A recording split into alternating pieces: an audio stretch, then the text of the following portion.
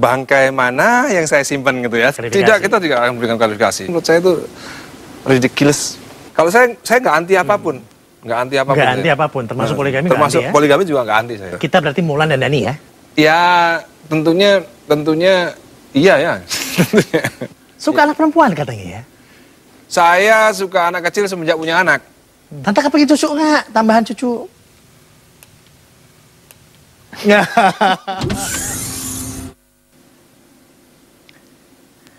Pemirsa, kehidupan sahabat Jas Alvin yang satu ini rasanya tidak pernah lepas dari pemberitaan dan incaran para wartawan. Tentang kehidupan pribadinya dan juga tentang perseteruannya dengan wartawan. Ia seringkali diduga sebagai selebritis yang suka mencari sensasi. Tapi apakah betul demikian? Saya ajak Anda duduk simak yang berikut ini.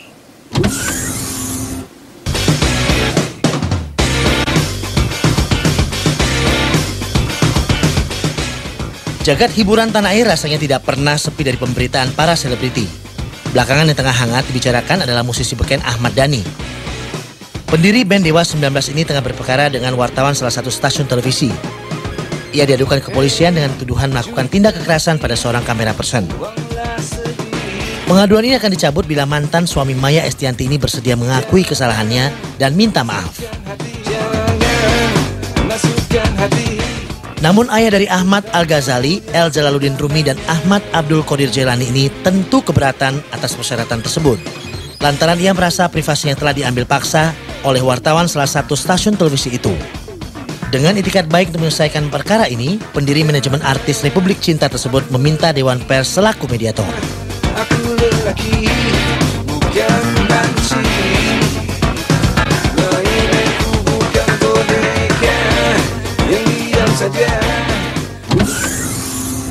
Ya, dan untuk kedua kalinya kita sambut kehadiran Ahmad Dhani di Jas Alvin. Welcome back. Terima kasih sudah mengundang. Selamat datang kembali. Saya tuh lain ya sekarang ya. Di situ belakang dong. Nah. Apa kabar Dan? Baik. Tetap santai ya kalau Dan itu ya. Kenapa? Tetap santai, tenang. Ya, habis mau ngapain lagi? Sebetulnya apa sih yang terjadi? Sebenarnya pemberitaan belakangan nih ya tentang pertikaian dengan salah satu wartawan stasiun televisi swasta ya.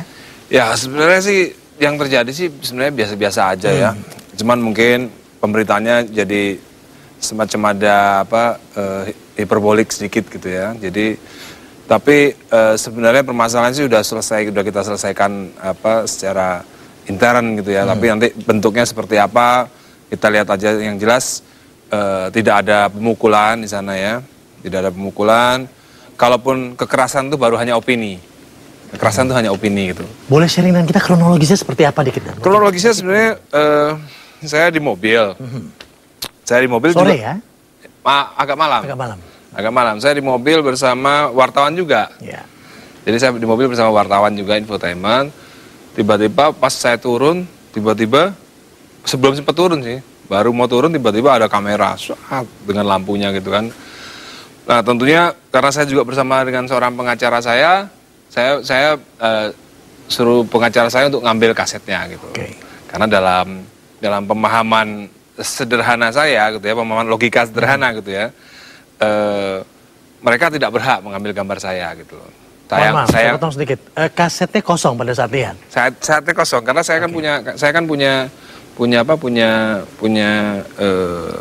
kamera sendiri. Kamera gitu ya. Jadi saya cek di depan studio saya kan, kebetulan di depan studio ternyata kosong. Nah itu yang membuat kesalahpahaman itu, dan akhirnya di sana banyak orang. Terus beberapa orang di sana ada fans juga, ada satpam, ada yang jaga warung. Di depan studio ya? Depan studio gitu. Jadi suasana jadi memanas lah dan tidak terkendali gitu. Tapi ya sempat meminta kaset yang lain karena mungkin biasanya ada berapa kaset. Sebenarnya yang menjadi kesalahpahaman adalah dalam pemberitaan kan rebut-rebutan kamera gitu ya. Padahal sebenarnya saya cuma mau lihat aja di kamera itu kosong atau tidak. Sebenarnya kalau ditunjukin ini sudah kosong mas, kasetnya nggak ada, ya udah oke sebenarnya. Tapi apa yang terjadi dalam pikiran sederhana nih? Privacy yang diganggu atau apa? Apa sih privacy dalam pandangan Saudara nih? Waktu kejadian itu ya, waktu kejadian itu kan saya belum bertemu dengan Dewan Pers, sehingga saya juga nggak mengerti tentang apa itu privacy sampai pada waktu itu saya cuma pengertian saya bahwa wajah saya ini punya nilai komersil. Jelek-jelek gini, gundul-gundul gini punya nilai komersil gitu. Sangat menyadari itu ya? Ya. Oke. Jadi saat ada seorang kameramen mengambil gambar saya dan lalu dimasukkan ke dalam sebuah TV misalnya gitu kan, tentu di situ kan ada nilai ekonomis. Tanpa persetujuan?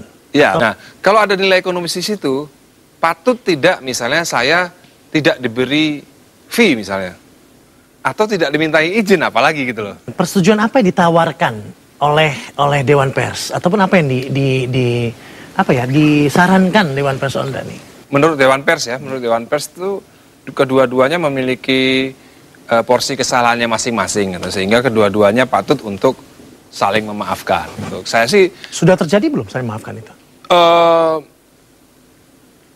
Sebenarnya akan terjadi pasti akan terjadi gitu. Entah di tempat Dewan Pers atau di tempat lain, saya rasa sih itu pasti akan terjadi. Dani bukan dikenal sebagai orang yang tidak dekat dengan wartawan, tapi terkadang Dani memang agak nggak dekat dengan wartawan. Sebetulnya mana nih positioning yang jelas ini? Ya sebenarnya saya sih bukannya pilih-pilih gitu ya, bukannya pilih-pilih, tapi kalau memang ada wartawan yang memang mempunyai visi dan misi yang sama gitu ya, visi yang sama lah kira-kira, sehingga bisa berbicara, ya tentunya bergaul dengan wartawan, saya lebih senang karena ya tentunya wartawan kan banyak informasi yang juga saya butuhkan gitu loh.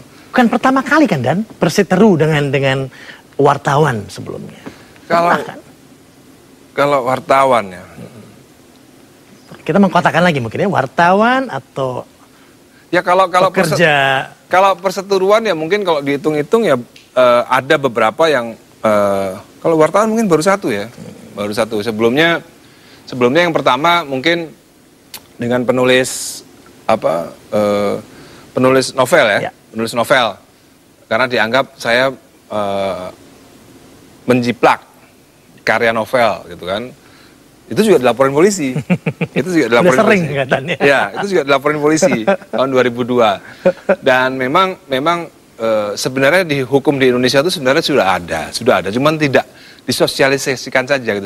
Misalnya hak private itu sebenarnya sudah ada jelas hukumnya, cuman tidak disosialisasikan sehingga banyak yang nggak tahu gitu, sehingga banyak orang bahkan gitu ya, bukan masyarakat biasa tapi bahkan orang-orang yang cukup berilmu malah bicara, ya kalau nggak mau diberitakan ya jangan jadi artis gitu. Kalau nggak mau diliput jangan jadi artis. Jadi kesannya sepertinya bahwa artis itu wajib klarifikasi. Yang berhak, yang wajib memberikan klarifikasi itu hanya pejabat publik. Orang yang menerima uang dari negara, orang yang menerima fasilitas dari negara itu yang wajib memberikan klarifikasi. Kalau orang biasa, termasuk artis, itu tidak wajib memberikan klarifikasi. Saya mau panggil sahabat Dani untuk datang kemari ya. Ada Mas Teguh dari Bintang, Indonesia. Mas Teguh, silakan. Wah, apa kabar Mas? Baik. Terima kasih sudah hadir di sini. Wah. Kita ketemu orang yang katanya agak sulit ini buat berkomunikasi katanya. Baik. Sehat. Sejauh mana mengenal sosok seorang Dani ini? Memang saya agak bingung juga orang mengenal Dani itu agak berbeda dengan yang saya kenal. Menurut saya Dani itu humoris. Mungkin ini agak aneh kali.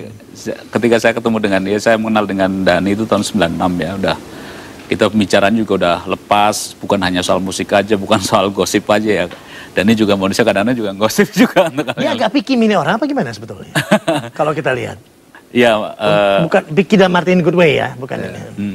Jadi saya mengenal beliau ini kadang humoris. Sempat saya terpikir bahwa saya ingin menulis cerita-cerita lucu atau peristiwa lucu yang ada di RCM. Tapi kita break dulu dan kita kembali saat lagi hanya di Just Out.